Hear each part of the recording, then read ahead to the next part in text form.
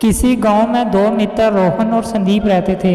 रोहन बहुत ज़्यादा धार्मिक प्रवृत्ति का था और वह मानता था कि भगवान उसका हर काम कर देंगे। दूसरी ओर संदीप बहुत ज़्यादा मेहनत करता था।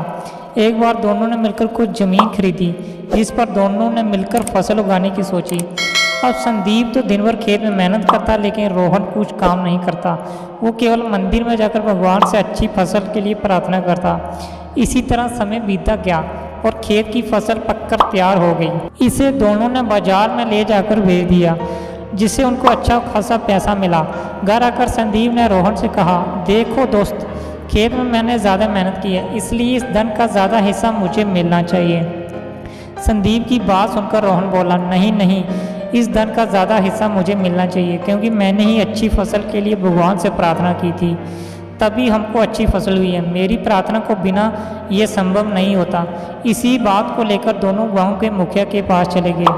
मुखिया ने उन दोनों की बात सुनकर कुछ सोचा और दोनों को एक एक बोरा चावल का दिया जिनमें कंकड़ मिले हुए थे, और कहा कि तुम दोनों को इनमें से चावल और कंकड़ अलग अलग करके लाना है, तभी मैं निर्णय करूंगा कि फसल के धन का ज़्यादा हिस्सा किसको मिलना चाहिए। दोनों दोस्त चावल की बोरी को लेकर अपने अपने घर चले गए। संदीप ने तो रात भर जाकर चावल और कंकड़ को अलग कर दिया।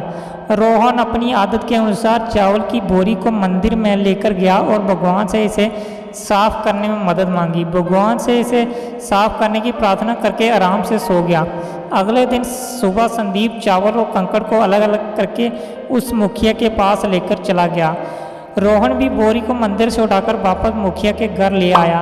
रोहन को पूरा भरोसा था कि भगवान ने उसका काम कर दिया होगा। अब मुखिया ने दोनों से पूछा कि बताओ, तुमने कितने चावल साफ किए।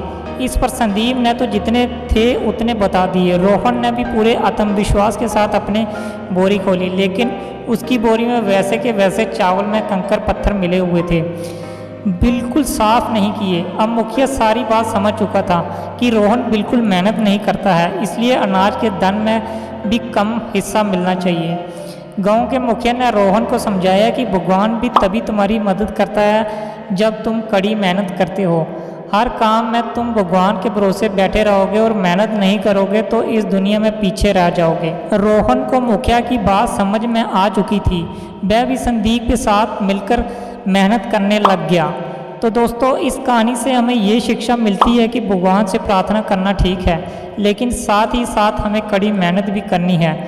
आपकी किस्मत तभी चमकेगी जब आप अपना 100% देंगे।